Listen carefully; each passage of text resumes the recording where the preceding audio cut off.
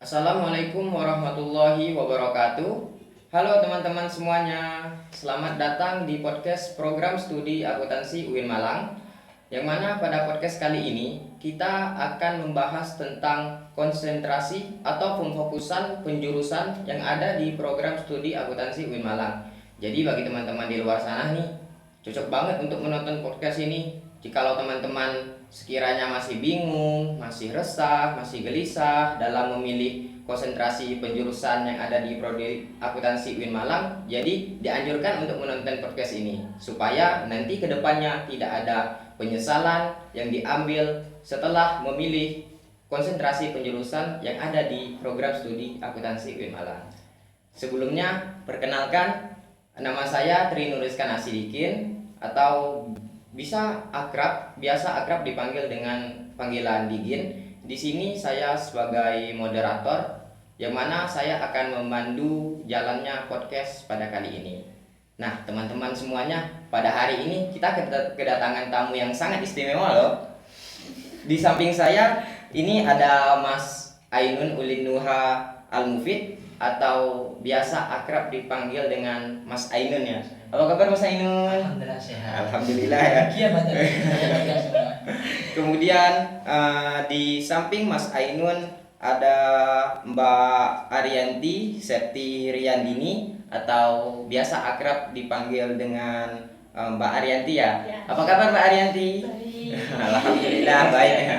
Kemudian di samping Mbak Arianti ada Mbak Zafira Novita Sari atau biasa akrab dipanggil dengan Mbak Zafira. Iya. Apa kabar Mbak Zafira? Alhamdulillah baik. Teman-teman semuanya, pemateri kita pada kali ini alhamdulillah sehat-sehat semua. Semoga kedepannya selalu berada di lindungan Allah. Amin. Nah, jadi pada podcast kali ini teman-teman kita akan membahas tentang konsentrasi penjurusan yang ada di program studi akuntansi UIN Malang.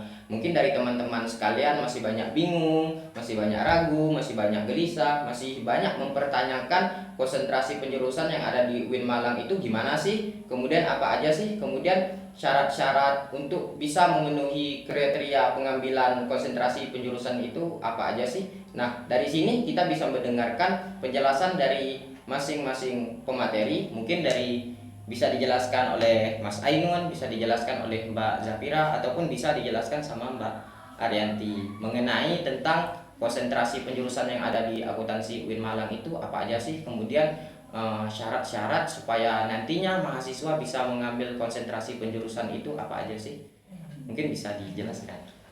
Oke.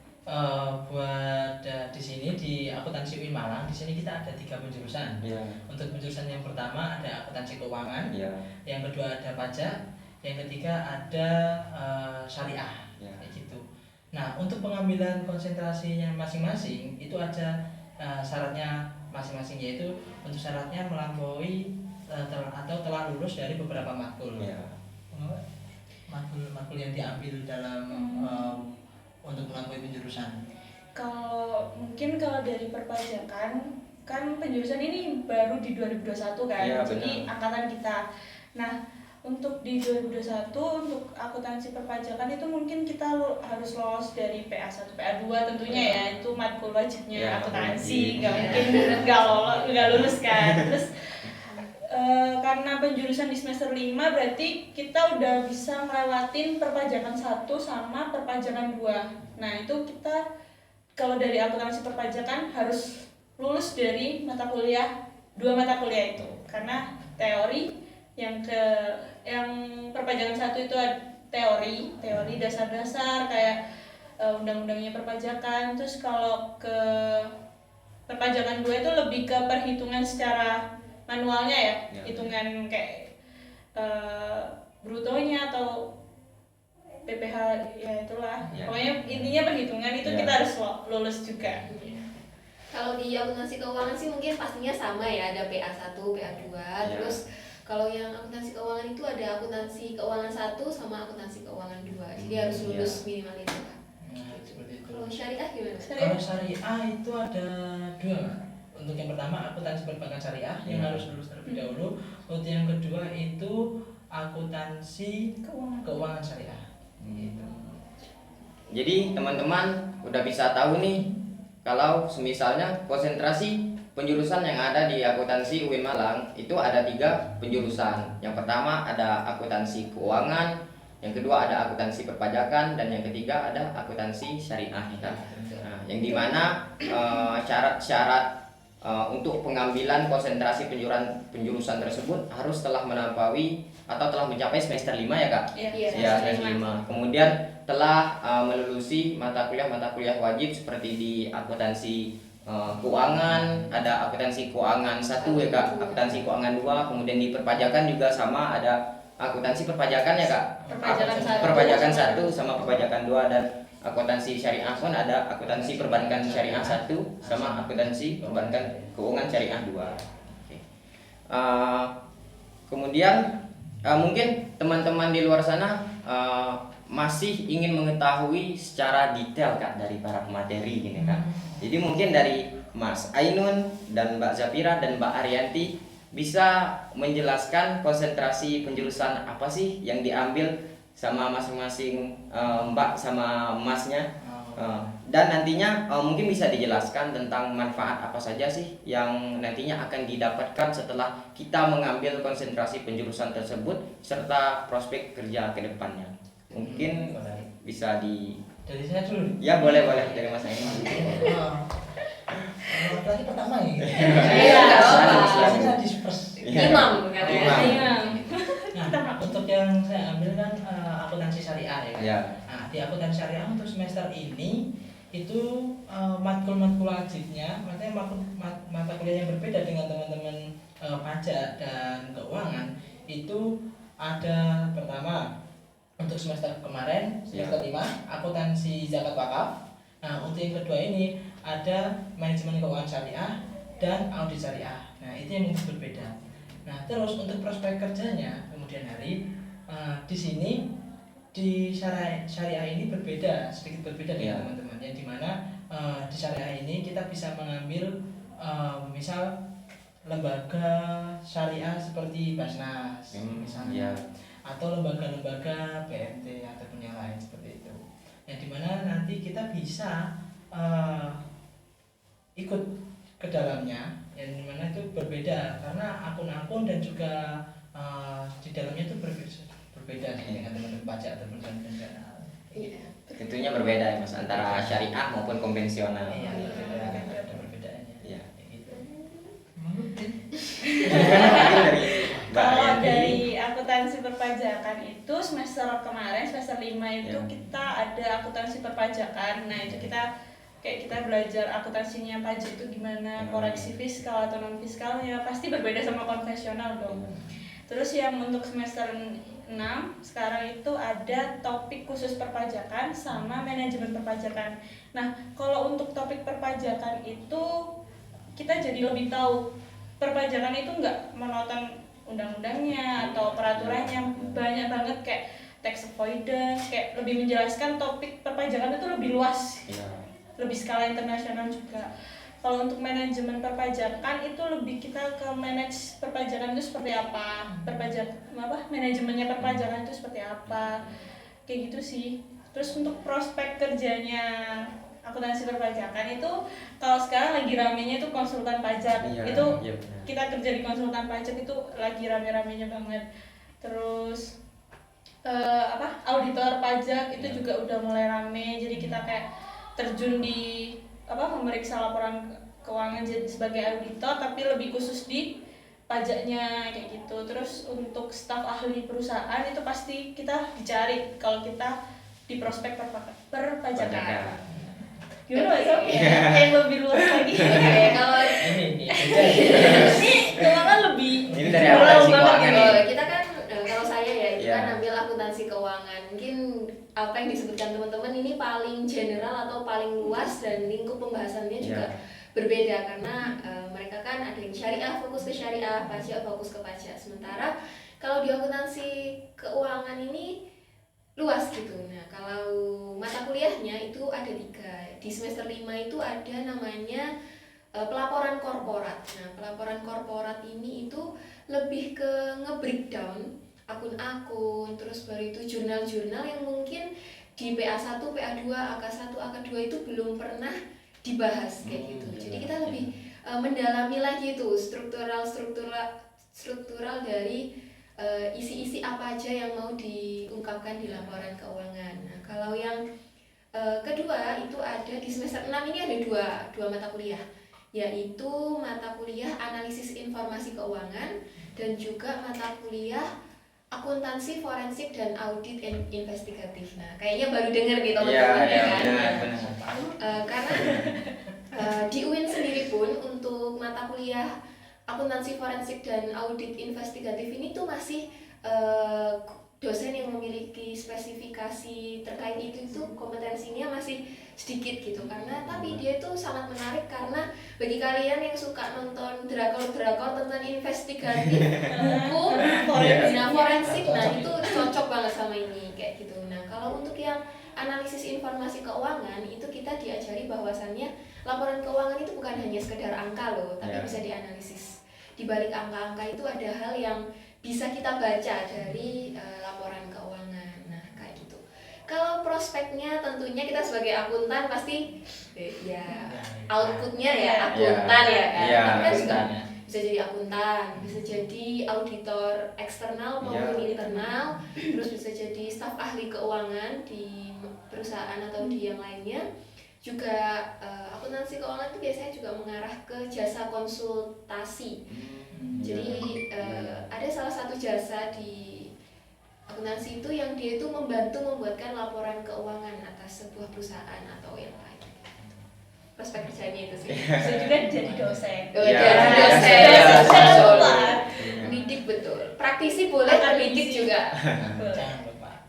Dua-duanya harus jalan. Jadi teman-teman semua udah jelas nih yang disampaikan oleh para pemateri kita hari ini, bahwasanya di konsentrasi penjurusan yang ada di UIN Malang, baik itu di akuntansi keuangan, akuntansi syariah, akuntansi perpajakan, masing-masing mempunyai keunggulan masing-masing, mempunyai prospek kerja yang mana nantinya tentunya di masing-masing perusahaan besar itu pasti bahkan membutuhkan ya Kak. Seperti di akuntansi keuangan ada bisa bekerja di Basnas, di akuntansi perpajakan pun bisa menjadi konsultasi pajak atau auditor pajak. Kemudian di akuntansi keuangan sendiri pun bisa menjadi akuntan ya Kak.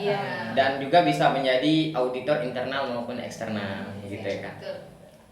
Nah, kemudian nih Kak, mungkin dari teman-teman juga yang masih bingung, yang masih gelisah, yang ingin mengambil konsentrasi penjurusan, mungkin mereka ingin tahu ini Kak, seperti ada nggak sih faktor-faktor yang harus dipertimbangkan bagi mahasiswa-mahasiswa sebelum mengambil konsentrasi penjurusan tersebut, supaya nantinya itu dari mereka itu tidak ada penyesalan gitu. Ya, tips and trick gitu sarannya gitu ya. Oke, saran. Kalau dari aku mungkin dari aku pertama menurutku jangan ikut-ikutan temannya. Jadi kuliah itu emang kalau udah mulai semester 5 ke atas tuh udah gimana ya, bukannya kita individual, tapi kita harus bisa tahu diri kita sendiri. Jadi jangan ikut-ikutan teman-temannya aja, tapi kita juga harus melihat sebenarnya kita itu maunya apa dan potensi kita di mana. Maksud maunya apa itu nanti kita itu pengennya dari diri kita sendiri kan pasti pengen tuh ada pengen, aku nanti pengen jadi ini, pengen jadi itu. Kalau pengennya jadi konsultan pajak, ya pilihlah akuntansi pajak, ya kan. Kalau pengennya kerja di Basnas, ya pilihlah akuntansi syariah. Tapi kalau mau yang multifungsi, ya akuntansi keuangan. Oke. Gitu. Sudah jelas ya. Sudah jelas, cukup jelas ya. Pasti saya harus membranding saya. Ini. Terus yang kedua kita juga harus tahu kompetensi kita. Kalau apa ya, bahasa gampangnya kita tahulah diri kita sendiri kayak gimana. Bisa dilihat dari apa? Dilihat dari mungkin kemampuan kita dalam mata kuliah itu. Bisa dilihat juga dari nilai-nilainya, tapi mungkin ada faktor X, Y, Z ya. Ketika misal waktu ujian syariah ternyata dia sakit, akhirnya UASnya jelek. Tapi kan waktu kita proses pembelajaran syariah, pajak maupun keuangan itu enjoy nggak kita? Terus outputnya gimana, nilai kita gitu. Kita suka banget tuh sama pajak. Ternyata kita ngitung PPh aja nggak benar-benar. Berarti perlu dipikir lagi, apakah memang benar-benar pajak yang dipilih? Gitu sih kalau dari aku. Mungkin dari penjurusan konsentrasi. Kalau Dari saya, menurut pengalaman ya. Iya, iya. Kalau dari saya itu mulai dari semester awal itu mulai explore mata kuliahnya tuh. Saya itu bisanya di mana, lebih condong ke mata kuliah yang mana. Kalau penjurusanku kan pajak kan, jadi explore-nya itu pas di perpajakan 1-2. Nah itu aku explore di situ, aku bisa nggak ya di situ. Terus kayak lebih ke explore, terus kita menentuin passionnya kita. Iya, Kak. Kita harus punya passion, apalagi udah masuk semester 5 lah, intinya ada penjurusan. Jadi dari kitanya sendiri itu harus punya passion yang kita harus tentuin masuk di penjurusan mana yang sesuai dengan kemampuan, passion, semuanya, skillnya kita juga. Terus apa ya, kita harus lebih juga mikir ke depannya, prospek kerjanya. Di setiap penjurusan itu pasti punya prospek kerja kan. Nah karena aku lebih condongnya ke perpajakan, setelah explore kemarin condongnya di perpajakan, jadi aku lebih eksplornya di prospek kerja perpajakan. Kebetulan pengen ke auditor pajak atau ke konsulan pajak kan bisa. Jadi itu. Gimana Mas Ainur? Yang Dari saya Mas Ainur. Ini kayaknya nggak mau kalah ini Kak. Iya. Ya, akuntansi keuangan sama Kita akuntansi berani. perpajakan. Dari akuntansi keuangan udah general banget dan Iya. ternyata banyak. Wah, saya nggak mau kalah dong. Iya. Saya dukung ini. Untuk di syariah, untuk pertama ini sedikit session ya. Iya. Saya alami. Dulu untuk pertama kali itu bingung juga. Wah, aku mau milih apa ya? Ini ada 3. Terus untuk yang langkah yang saya ambil, Iya. untuk yang pertama restu orang tua. Masya Masya Allah. Itu nomor Karena satu. saya berbicara dengan Tuhan, Pak, Bu, ada ini penjurusannya ini, saya lebih milih yang mana ya? Iya. Seperti itu. Mas, terus dikasih suatu pepatah. Iya. Jadilah diri sendiri. Iya. Terus saya mikir, oh ternyata saya lebih mempunyai basic di syariah karena latar belakang dan juga hal yang lain mendukung saya untuk ke syariah. Dan mengambil dari teman-teman tadi, kita harus mengenali diri sendiri. Oh, benar, saya setuju dengan kata dari Mbak Jafira tadi. Karena kita nggak mungkin kalau seandainya kita nggak kenal diri sendiri nih, dan apalagi FOMO. Misal FOMO Iya, nih, benar, kita benar teman-teman, banget. wah Benar. teman-teman circleku ikut keuangan, aku ikut keuangan, tapi kamu di situ nggak bisa. Iya. Jangan kayak gitu. Jadilah dirimu sendiri, ambil skillmu yang ada dan explore sebanyak-banyaknya seperti kata Mbak Arya. Iya. Pelajarilah hal-hal yang lain dan lihatlah nilai yang terbaik itu apa, kamu baru bisa. Benar. Gitu. Itu aja dari saya. Jadi buat teman-teman di luar sana sudah tahu ya, mungkin dari konsentrasi penjurusan di bidang akuntansi keuangan, akuntansi syariah, dan akuntansi perpajakan, semuanya mempunyai faktor-faktor tersendiri yang harus dipertimbangkan. Seperti bisa saya simpulkan, yang pertama mungkin harus dapat restu orang tua ya Kak. Iya. Nomor Nomor satu, satu. itu nomor satu. Nomor satu. Ridho Allah, ridho. Ya, benar. Kak Mas Ainur. Yang kedua mungkin kita jangan FOMO ya Kak, jangan Iya, ikut-ikutan jangan. orang. Ada teman-teman banyak nih mengambil di akuntansi keuangan, kita malah ngambil di akuntansi keuangan. Padahal bidang kita bukan di akuntansi Iya, keuangan, itu iya. salah banget. Dan yang ketiga mungkin harus sesuai dengan mata kuliah yang kita sukai ya Kak. Seperti kalau bidang kita di syariah ya kita harus ngambil di syariah ya Kak. Iya. Kalau kita sukanya di keuangan harus ngambil di keuangan, begitupun di perpajakan. Gitu. Ada fun fact nih, jadi Apa nih? kita Apa melihat nih? jumlah dari peminatan tahun ini. Nah, jadi Angkatan kita. angkatan kita itu sekarang posisinya paling banyak ada di pajak kebetulan. Jadi pajak ada berapa? Sekitar 2 kelas, berarti kira-kira 70 ke atas. 70-an. Kalau di akuntansi keuangan ada sekitar 50-an. Iya. 50-an. 2 kelas juga, tapi kelasnya lebih kecil daripada Iya. kelas pajak. Kalau pajak penuh terus. Kalau yang berada di jalan Allah itu Di syariah, ya kan? Di syariah Kata kalian dulu ya. menerapkan sistem private. Iya. Jadi Kelas private. kelas private. Jadi kelas private meskipun isinya 20 orang, Iya. kami tetap maju. Iya. Karena untuk bersaing di dunia ini enggak cuma nggak boleh kalah saing kita. Iya. Betul. Meskipun kita hanya jumlah sedikit tapi berarti kita bisa kayak gitu. Iya. Bener-bener. Itu ada sejarahnya. Jadi waktu disurvei itu Iya. ternyata yang milih paling banyak itu akuntansi keuangan. Iya. Ternyata ketika hari dibuka pajak Pajak. sangat mudah. Pajak Gitu. sangat- Apakah ini ada perkaitannya dengan FOMO atau ikut-ikutan teman kah? Sepertinya berubah pikiran gitu. Berubah pikiran. Kayak kayaknya lebih seru pajak. Ya.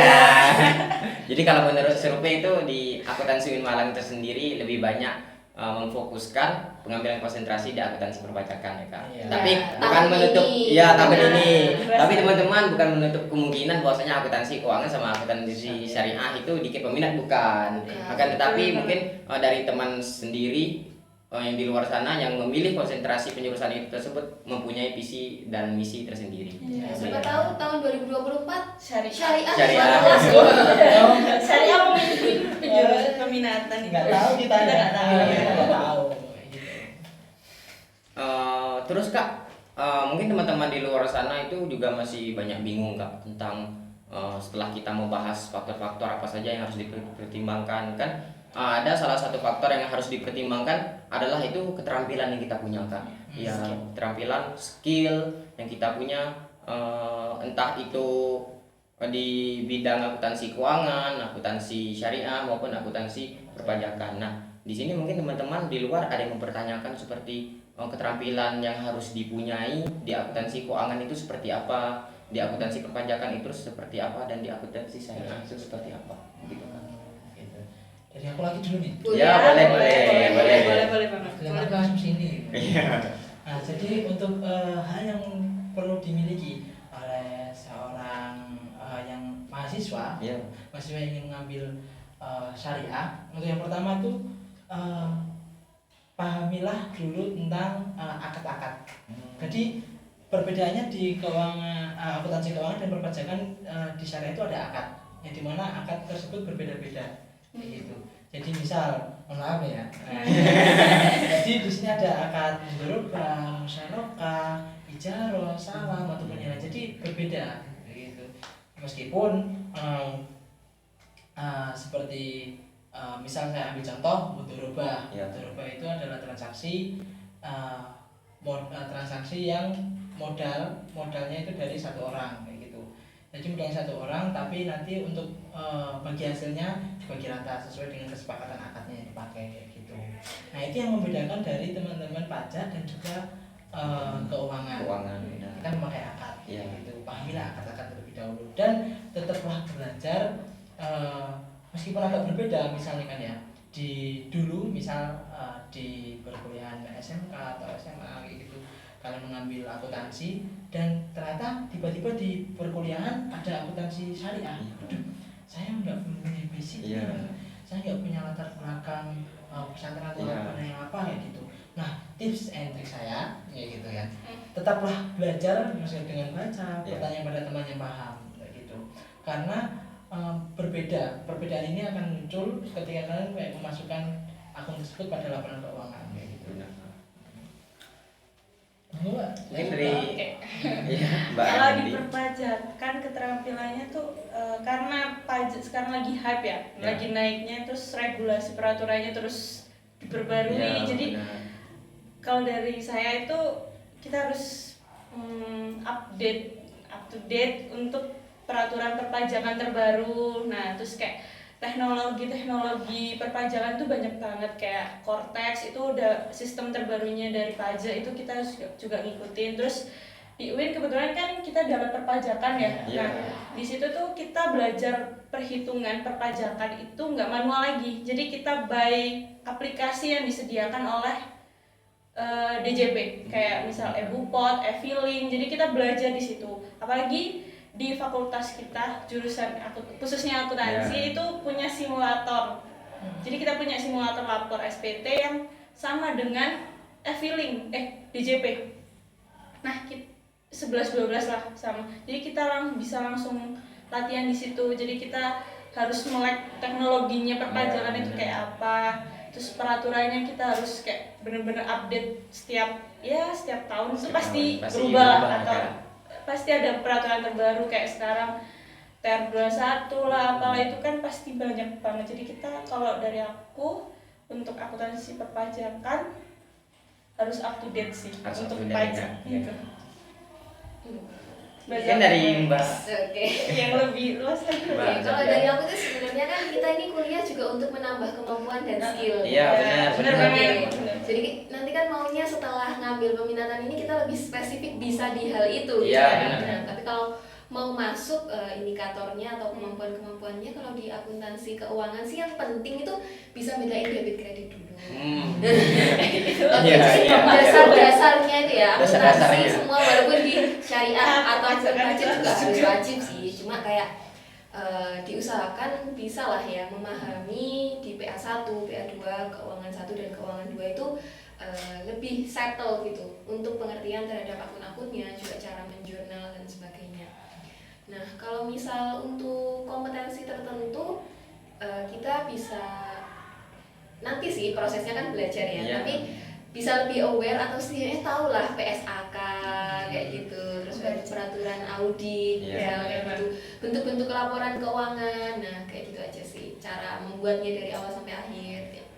Kalau akuntansi keuangan itu lebih general, tapi justru karena general itu kita harus bisa menguasai semuanya. Benar.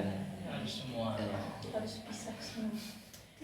Setelah kita mengetahui pembahasan dan penjelasan mengenai penjurusan ataupun pemfokusan konsentrasi yang ada di penjurusan Prodi Akuntansi UIN Malang, baik itu dari manfaat, prospek kerja, faktor-faktor yang dipertimbangkan bagi mahasiswa-mahasiswa akuntansi yang nantinya bingung ataupun gelisah dalam memilih konsentrasi penjurusan tersebut. Namun di sini ada satu hal lagi Kak, yang mungkin orang-orang di luar atau teman-teman di luar itu bingung, menjadi masalah sehingga mereka itu bingung ataupun gelisah dalam memilih konsentrasi penjurusan itu tersebut, yaitu mereka mempermasalahkan di dalam tantangan Kak. Jadi untuk tantangan sendiri baik itu di bidang akuntansi keuangan maupun akuntansi perpajakan dan akuntansi syariah, bisa dijelaskan mengenai tantangan-tantangan yang nantinya akan dihadapi setelah kita mengambil pemfokusan atau konsentrasi di penjurusan yang ada di prodi akuntansi UIN Malang. Dari aku dulu ya. Ya. Dari yang saya alami dulu ya.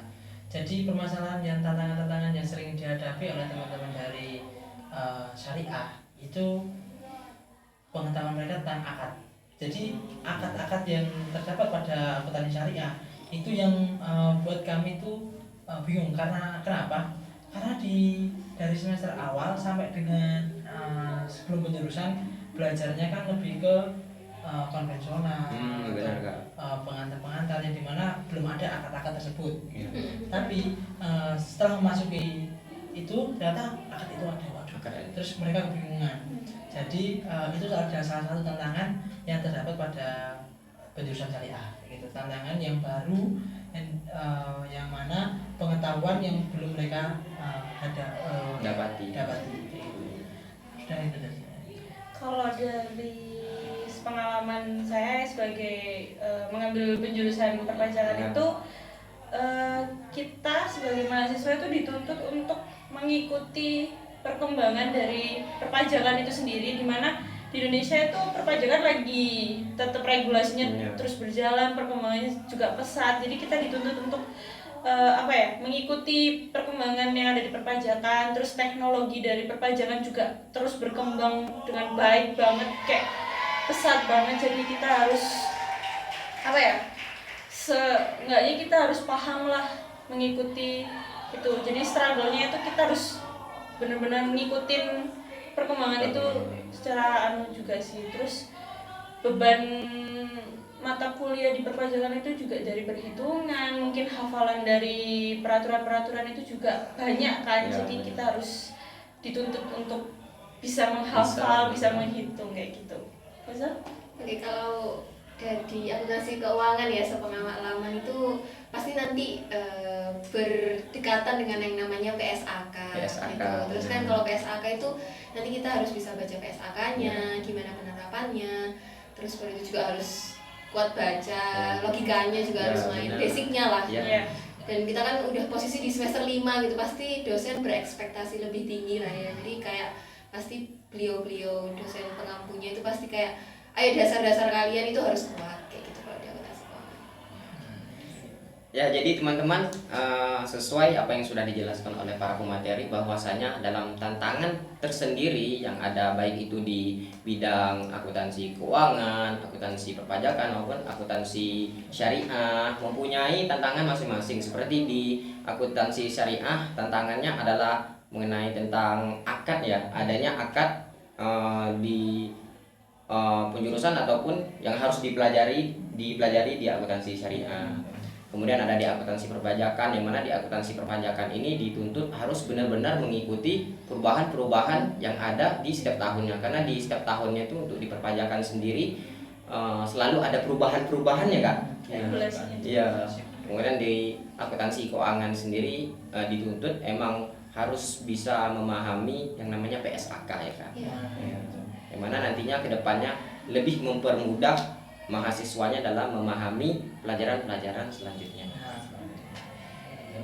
Baik Kak, tidak kerasa nih kita sudah memasuki akhir penutup dari acara podcast kali ini. Mungkin dari Mas Inun atau Mbak Zafira atau Mbak Arianti bisa memberikan pesan-pesan kepada teman-teman di luar sana yang masih bingung atau yang masih gelisah dalam memilih pemfokusan jurusan yang nantinya akan mereka pilih, supaya nantinya tidak ada penyesalan yang terjadi. Kayaknya diwakili Mas Iya. Inun ya. Perwakilan kita. Sedikit aja ini ya. Iya. Ya, boleh. Jadi kita aja. Makasih nih buat teman-teman ya. Iya, boleh. Jadi buat pesan dari saya, meskipun banyak tantangan-tantangan yang akan dihadapi dan telah dijelaskan oleh beberapa narasumber dan teman-teman sekalian, janganlah pantang menyerah dan tetap jadilah dirimu sendiri. Ketika memilih penjurusan pada saat perkuliahan, jangan ikut teman-teman, Iya. jangan ikut teman-teman. Jadilah dirimu sendiri, pahami dirimu sendiri dengan basicmu, kamu terampil di mana, skillmu berada di mana, kamu lebih enjoy di penjurusan mana, kayak gitu. Nanti itu bisa diketahui di semester kalau di UIN ya kan. Kalau di UIN itu dari semester 4 itu udah mulai kerasa, oh ternyata aku enaknya di syariah atau di pajak atau di keuangan kayak gitu. Dan yang paling utama, minta restu pada orang tua, karena Nomor satu. yang pernah saya dengar biridho walidain. Iya. Ridho Allah biridho walidain. Nah, seperti itu. Nah, jadi untuk teman-teman, jika ada sesuatu hal yang dibingungkan, coba tanyakan pada orang tua kalian dan akan pasti dikasih solusi dan cara. Cukup itu dari saya. Di garis bawah tarik kesimpulan, pilihlah penjurusan sesuai kemampuan. Yes. Gitu. Makasih. Itu dari saya. Jadi cukup memotivasi ya teman-teman dari pesan-pesan yang telah disampaikan oleh Mas Inun sebagai perwakilan dari pemateri podcast mengenai tentang pemfokusan atau penjurusan nanti yang akan diambil di semester 5 ya Kak. Terima kasih kepada para pemateri dari Mas Inun, dari Mbak Arianti, dari Mbak Zafira atas ilmu-ilmu yang telah disampaikan, atas penjelasan ataupun pertanyaan-pertanyaan dari teman-teman di luar yang mungkin belum menemukan jawaban. Semoga apa yang Mas Inun, Mbak Zafira sama Mbak Arianti sampaikan bisa memberikan manfaat, Amin. bisa memberikan motivasi serta bisa menjadi inspirasi bagi teman-teman di luar sana. Dan untuk teman-teman yang nantinya akan menonton podcast ini harus selalu mengikuti podcast Prodi Akuntansi UIN Malang, karena kedepannya kami akan banyak memiliki podcast-podcast yang menarik dan kreatif tentunya. Saya Trinu Rizkana Sidikin selaku moderator pada podcast kali ini. Saya tutup. Assalamualaikum warahmatullahi wabarakatuh. Waalaikumsalam warahmatullahi wabarakatuh.